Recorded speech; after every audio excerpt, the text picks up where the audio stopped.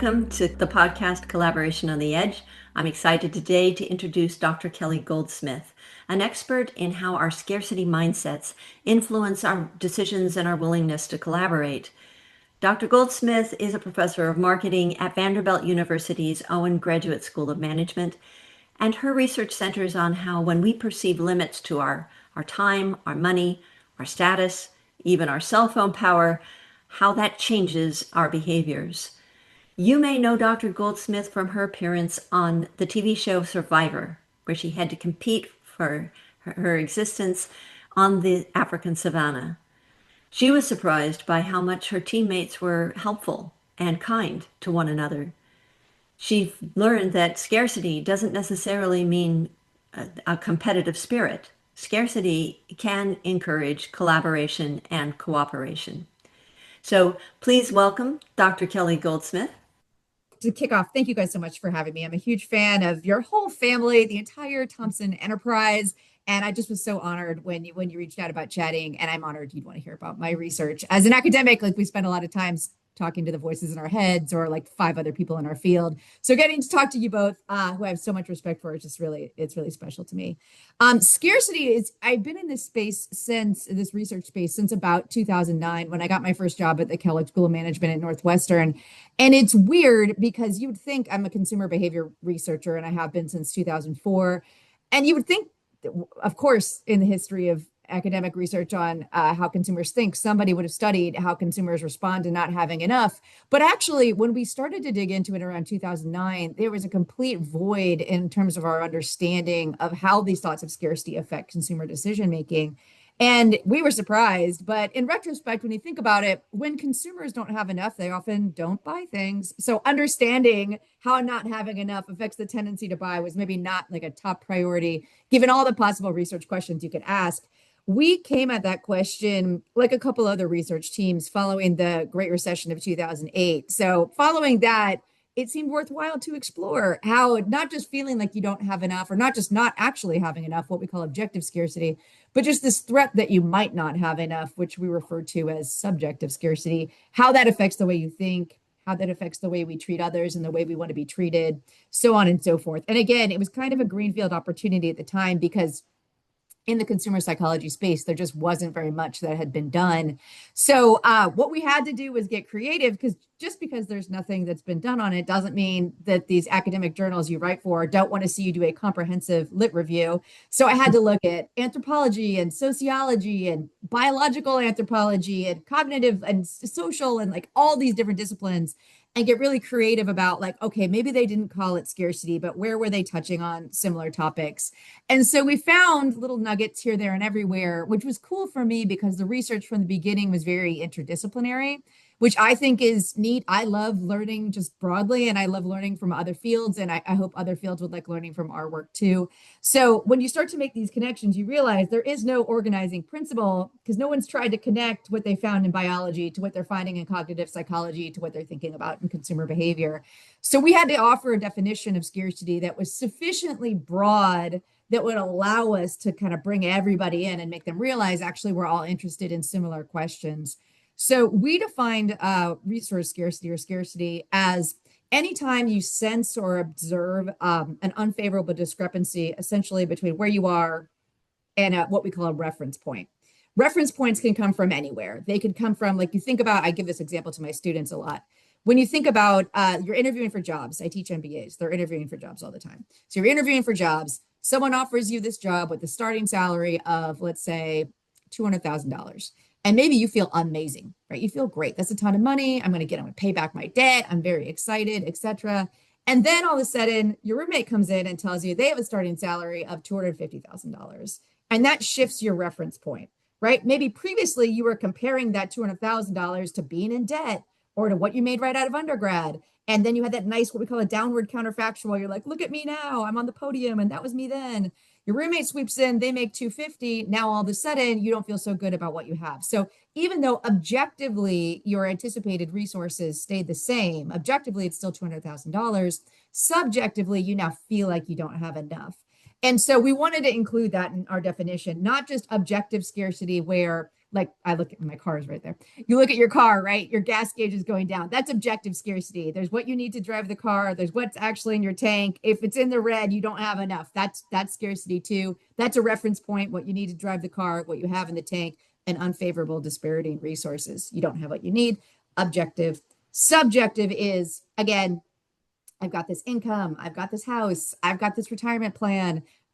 Maybe it's great. Maybe my fidelity.com website tells me I'm in the green, but all of a sudden I realize, my best friend from high school just got a third house and I'm feeling like I'm going to be eating Alpo in my golden years. So again, these things are very malleable. And I think that's what makes it interesting to study is because it's not like a neoclassical economic theory, which would predict like, $200,000 is $200,000, no matter what your roommate says, but it's not true. In fact, we can actually, and you guys know we all know it's not true, right? You can easily knock around how people feel about their resources. So that, Benita, to offer a 10-minute answer to your short question, that's how we define scarcity. Anytime you observe an unfavorable discrepancy between where you are and where you'd like to be, you feel like you don't have enough. So somewhat of setting goals. Yeah, it's a lot. It's really related to goal setting. Yes. So I'm very intrigued by this definition because it triggers that if we are talking about relative scarcity, it's really triggering our concerns about social status. Mm-hmm.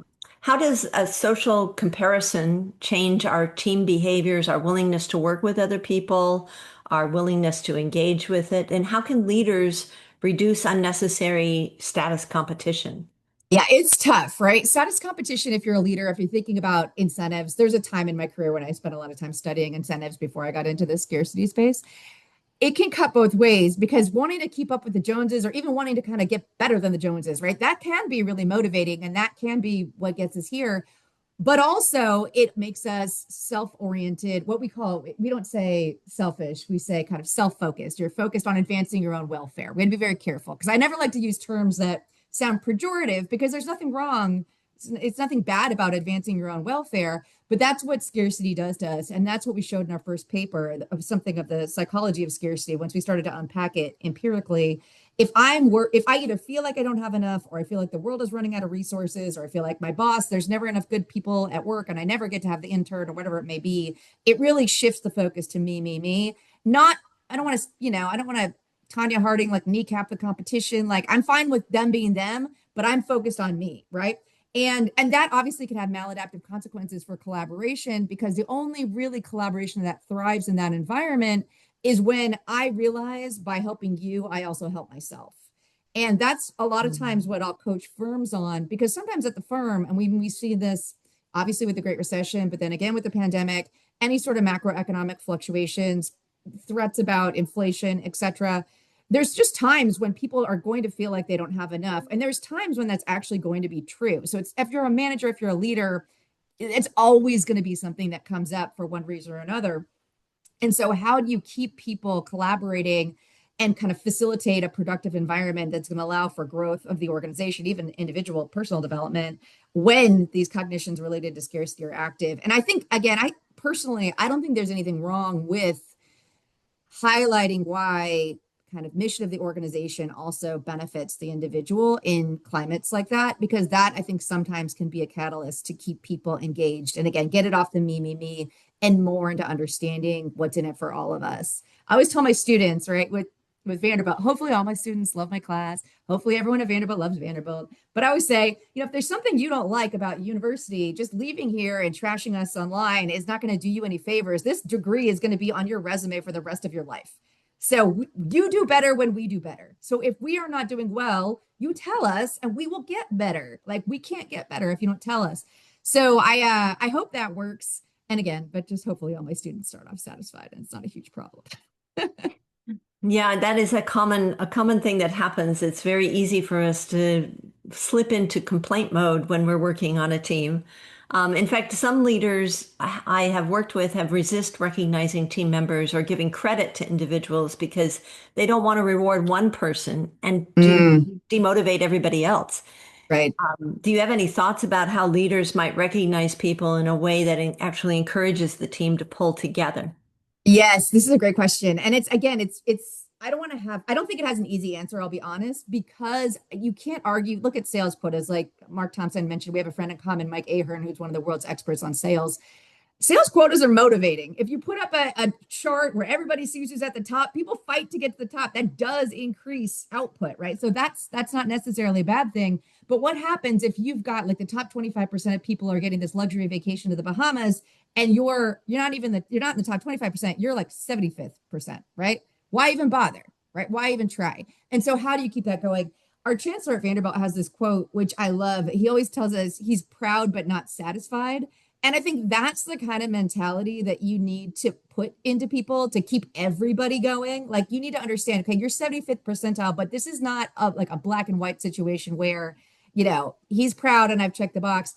Everybody needs to keep going and everybody needs to keep working.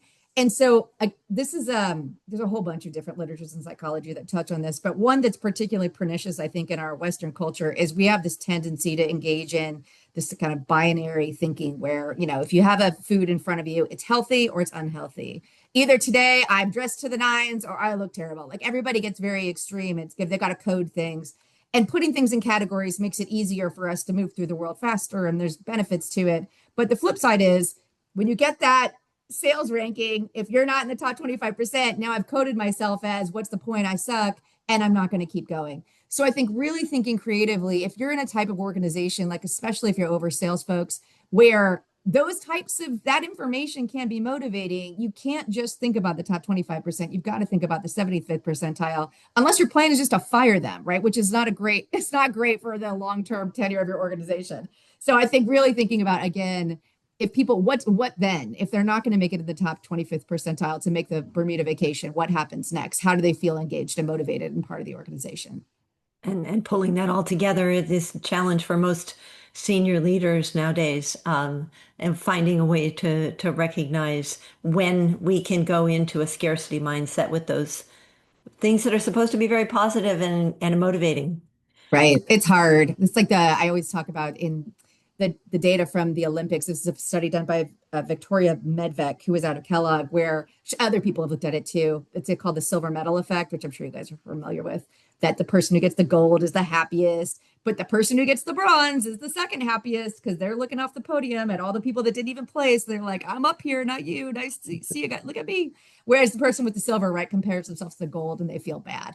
So how do you, like, that is one of the great, I feel like, challenges I struggle with as an academic is thinking through, how can we get people to think again, instead of this binary like gold medal versus terrible fashion, how do you get people to see it more as a continuum where any progress is progress, like all progress should be rewarded. It's not if I don't get to this standard, I'm bad and therefore I should shut down. It's actually still, I need to recognize that this is still good and how do I get better? And I wish I could offer you an easy answer on that. I cannot. But I think that, and maybe you've worked with people that maybe your dissertation will cover it. I think there's got to be ways to do it. And I think it's a really important question we should all challenge ourselves with because it is really easy, even in our personal lives. We categorize ourselves so readily. If you look at your kids, right, you categorize yourself so readily. I'm terrible at soccer because I didn't get a goal this game and 3 people did. Well, you're not terrible. So you still got out there and tried, right? So how do we keep people understanding that it's all progress and it's all good? Right. I was reading some of your work this morning, and it was talking about kind of this silver gap phenomenon, that when people don't see themselves as being scarce, such as that person in second place, they strive um, to reestablish a sense of control. Like, why Yes. didn't I get the gold? Right? Why Yes. didn't Oh my I goodness. push a little harder, rehearse a little longer? And so that sets of questions is going through their minds. And how could a leader respond to help a person like that reestablish a sense of control and regain that confidence and that, you're second in the world. So that's pretty good. Yeah, seriously. It is pretty good if there's any silver medalists listening to this. Feel good about yourself. So this actually, I feel like was one of the more impactful discoveries we had, though it's funny because it's not actually, didn't actually come from the scarcity space per se, but then explains so much what we saw about scarcity. So there's a literature in marketing on what we call compensatory consumption, which is basically like if you feel, and they looked at it in terms of identity threat. So if I think I'm a scholar, if I think I'm an A student, and then someone threatens that identity because I get a paper back with a C on it, what do I do? I'll try to restore control in a different domain. So, like, yes, I think I'm a scholar, but I also think I can grow some plants sometimes, which I live in Tennessee. We grow a lot of things. And so, like, maybe I'll double down on planting these tomatoes and I'm really going to like live the fantasy of my vegetable garden because, and we do it non-consciously, right? We experience this threat in one domain. And then if it does, we got to pivot. Like, I always meant to be a tomato grower. I'm pivoting and I'm going to feel good about that. And so I think that's one thing they found in the identity literature. It can be kind of healthy about having multiple identities or multiple selves because it gives you that cushion to land on. If one self takes a hit, I've got something else where I can feel like I'm flourishing. But interestingly, that literature on compensatory consumption had never been connected to the literature on goals per se, like goals and threats. And I thought like once we started to put the connective tissue together, it made so much sense that like scarcity, I always say scarcity is just a goal with bad branding, right? Like scarcity is just telling you, I want to be here, but I'm here. Period. Well, that's so is setting a goal, right? Like I get my Fidelity retirement savings calculator and I want to be here, but I'm here. Okay. Well, if you set that as a goal, you're motivated to close that gap. And we know like there's all sorts of literature on goals going back like 60 years and more. The goals, we may not get all the way there, but we'll be closer because we tried. So goals have these positive motivational properties. And so I got really interested in understanding how do we turn scarcity, this unfavorable disparity in resources, rather than just a threat that makes us feel kind of selfish and self-oriented and demotivated. And maybe we pivot and we grow tomatoes, we find another domain. Like how do we actually stay in it and see that as a call to action? So a lot of my research has been in that space. But interestingly, this notion that when we have an unfavorable disparity in resources in one domain, like money is a good example. If we feel like we look at our retirement savings calculator and we're like, oh my gosh, there's no way. Like I'm already putting more money in retirement than I'm comfortable with. I'm already working 2 jobs. Like there is no way I'm going to get to the green Fidelity, no matter what you shove in my face. This is not my life. We might ironically then the next day go out and spend $200 on sneakers because that makes us feel in control because we can walk down the street and look at our feet and know that we did something and get people's attention. And that's this maladaptive consumption cycle that if you dig into the literature on financial deprivation and kind of financial scarcity more specifically, you can see those we from a distance can see what feels like an unhealthy pattern where I don't feel great. I have a scarcity of financial resources. Therefore, I spend more money to feel better about myself. Therefore, I have more scarcity of financial resources. So that's kind of a maladaptive example that again, you'll see it if you go into the financial literature. But in our space, we speak to financial scarcity, but we speak to scarcity of all kinds of resources too.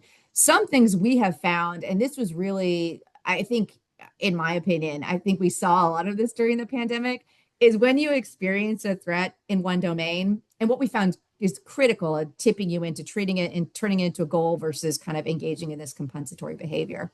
If you experience a threat in one domain, and you almost automatically ask yourself if you can do anything about it, which is sometimes conscious, sometimes non-conscious. But like with COVID, there's a scarcity of ventilators, which we all heard about.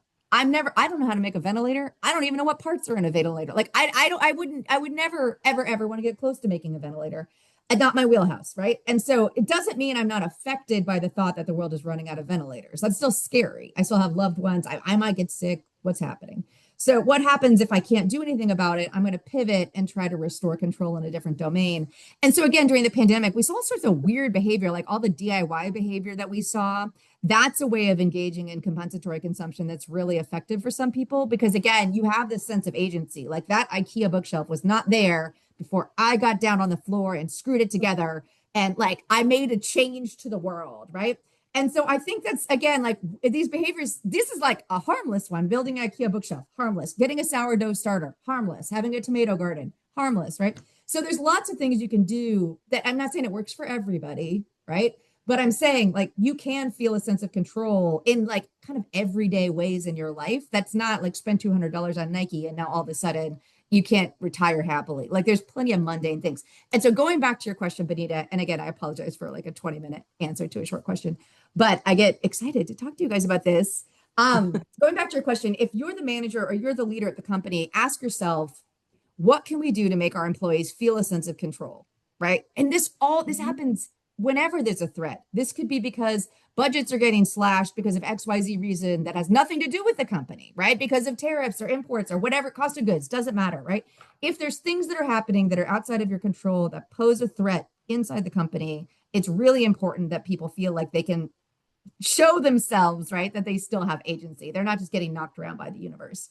So what does that mean? I mean, it could be basic stuff. Like even this is what I tell you with kids, if you look at the psychology literature on like raising children, they'll say to give kids choices, don't just give them the apple, give them a choice between an apple and an orange, because then they feel like they have a sense of agency, right? They feel like they're in control. And if you're a kid, and even laddering up, certainly like with teenagers, they feel like they're out of control a lot, if only because like when you think about those years when you're prepping to go to college and things like that or whatever comes next, there's a lot of pressure on you from your parents, from yourself, from society. There's a lot of shoulds in your life when you're a teenager, and so it's really easy to feel like you don't have any choices. Even if like you're a parent, you're like, buddy, you have so many choices, stop talking. But as the kid, right, it's easy to feel like you don't have any choices. So again, like, so from parenting to managing to any of the above, I think it's really healthy to think through what can you do in your environment that's going to give people a healthy way to feel like they still have control over some outcomes. Because we can't pretend, like people sometimes talk about, well, post pandemic and that was weird, it's never going to happen again. Well, hopefully that never happens again, but there is always something, right? There's always something shaking our tree, and so finding ways to help people restore a sense of control has all kinds of positive consequences. That's fabulous. And I think also maybe when you're recognizing a certain individual, you could recognize another individual for another skill that they might have. So having lots of reasons for recognition might be another way in which you can spread the joy and Yeah, give all more kinds of people a sense things. of control. Yeah, and I would say, and this is easy for me to say because I'm not sitting here managing anybody, but I think always like doing some sort of Kaizen on what worked and what didn't work. Data analysis is your friend. Again, it's easy. Like I brought up the sales example before. If you have a workforce that has quantifiable outcomes, it's really easy to track. Okay, well, we rolled out this incentive strategy to keep people motivated. What happened, right? I think really be relentless in, to the extent you can, tracking that information and holding yourself accountable. And because sometimes things won't work that seem like great ideas, and this is true in marketing, this is true in leadership, and it doesn't, sometimes you don't have the time or the bandwidth to delve deep into the why, and that's okay, but just don't do it again, right? You have other options. That sounds great. I was so thrilled to read your research this morning about not only scarcity and how a manager might work with this perception of scarcity that people have, but also uncertainty. Mhm. Because in my research, we really encourage leaders to be very clear about Yeah. goals that they're setting, the roles that each person has, the decisions that are being made, and who's going to be making them. But if you are creating something new or dealing with extreme resource constraints, Hmm. that can be really difficult for a leader to provide kind of this dot to dot instruction sort of thing. Right. So um, when scarcity and uncertainty exist, your research shows that it's not always demotivating, which was a surprise to me. That sometimes scarcity and uncertainty can energize or motivate a team to work closer together.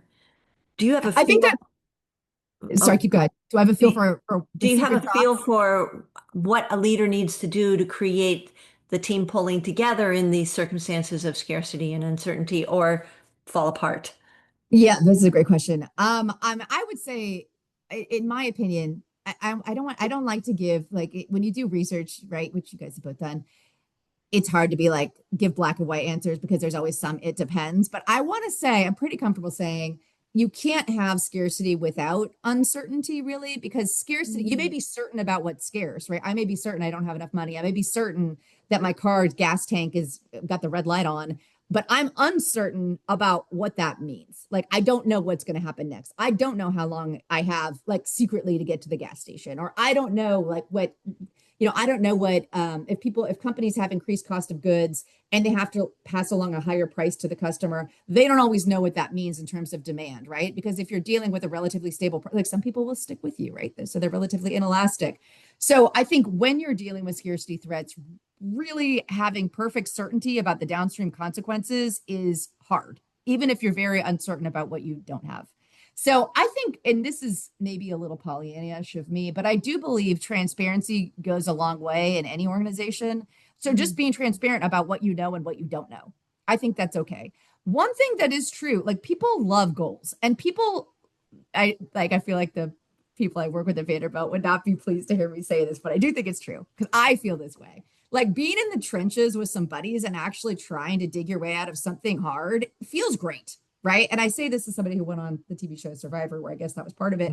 But I think it's true, right? We can all think about times in real life. If you've got a great team and you have a hard problem, like you get a real sense of meaning. And this is not my literature, but it does exist. Other people have shown this. You get a real sense of meaning from doing hard work together. And so, how can you foster like people to roll up their sleeves and actually sort of enjoy the experience versus kind of sit back and say, woe is me, it's terrible. And again, I think to me, really, it's all about understanding how the brain toggles between seeing something as a goal versus a threat. And goals, we like having goals. If we don't have goals, we don't have meaning. If we don't have meaning, we're very, very sad and all sorts of bad things happen. So giving people goals that they adopt and they believe in and they're fired up about, and certainly it's true at the individual level. It's almost even better at the group level if everybody buys into the mission, right? So how do we, again, that doesn't mean everybody wants to do hard things. Like how do we get people over the edge? And again, I have different strategies, but I'm quite sure I don't have an exhaustive list of things you can do. Always tethering the mission to the individual. So how you benefit, why the mission's important. Also, I think tethering different, what's the right way to put this? Like you may be working on different projects within the organization, and it may feel like, well, my project is competing with this project. So I'll give you a Vanderbilt example, right? So we're opening up this campus. This campus in New York City that we have will open up in fall of 26. But we're also in the process of trying to stand up a campus in West Palm Beach, right? And so if you're in the Palm Beach project, you might be thinking, oh, those New York people, they're getting all our resources and they get to open the doors first. And oh, this stinks. No, buddy, no, we're the same team and we're all laddering up to the same growth initiative. And if, for example, only one of those projects actually came to completion, it wouldn't be, it's good that you showed up and did your job and worked hard. Like this is just, it's all the same goal at the end of the day. And we're all the same organization. And I think it's the bigger the organization, right? It's really, really easy to lose sight of that. And when we experience these scarcity threats, it's really, really easy to feel like other teams within the same organization are somehow working against us or we're competing with them. And in a universe of zero sum budgets, right? Maybe that's sometimes true, but a lot of times it's not as zero sum as it feels. I Mhm. think that zero sum thinking again gets into that notion of binary thinking where it's like all very black or white, right? If they get it, then I don't get it. That's not always true. Sometimes you can grow the pie, right? And I think that's a healthy exercise. And the more people focus on that, the less, again, and that may be, it's easy for me to give university examples, right? But in a university context, you can think about different partnerships or different alumni you might be able to bring in, other people who can help support the effort. So we're not fighting over finite resources. We're all plenty capable of achieving the goals. And if the mission is right, we should be able to find partners. And so I think maybe the deeper question is always making sure that the mission is right. So we have plenty of resources. So we don't have to have that sense of internal competition. Right, being really clear about what the vision is for the group and for the Mhm. team. A lot of the research that's done on goals is really looking at individuals Yeah. rather than the teams coming Yes. together because it gets much more detailed and tangled when we're dealing with teams and everybody's different motivations, et cetera. But certainly looking at the mutually beneficial goal, the one that Hmm. serves everyone, that higher purpose is Hmm. really, really key. Yep. Agreed. Wonderful. Well, I am so excited about your research and what you're doing, not just for consumers, but for everything in the social sciences, Oh, thank with you. understanding how we can change our mindset so that we're not constantly responding and reacting to a scarcity mindset, but looking to that higher purpose Hmm. and responding as a team. Um, Yes. I think it's such key work, and I'm very, very excited that you're doing that. Well, you're very kind. I have to give a shout out. Like when we came up in the scarcity space, there was two other teams that came up at the same time, which is funny. Talk about like if you feel like you're competing all of a sudden, right? Because we're trying to publish in the same journals and everybody's like, I invented scarcity. No, I did. But the other teams that came up at the same time, we all ended up in very different swim lanes. And the one team is fantastic. They were originally out of Harvard with Sendell Mullainathan and Eldar Shafir. Actually, he's out of Princeton. And Mullainathan recently moved to Chicago. But anyways, these two guys, Mullainathan and Shafir, they started a whole research group and they really looked at objective scarcity of resources and did amazing work sending research teams to investigate subsistence farmers in rural India, like different forms of like deprivation and scarcity all over the world. And so we draw a ton from their work. I was a junior faculty member at Kellogg. I don't have any sort of research budget to send a team to rural India, but they did, and I'm glad they did because the insights that we were able to gain from their work were tremendous. And then there's another team that was out of University of Minnesota. They kind of started because they had access to this amazing longitudinal data set looking at people who had dealt with scarcity over like 70 years and then their kids and their kids' kids. And so just a massive data set seeing how resources affect people's lives and the lives of the next generation.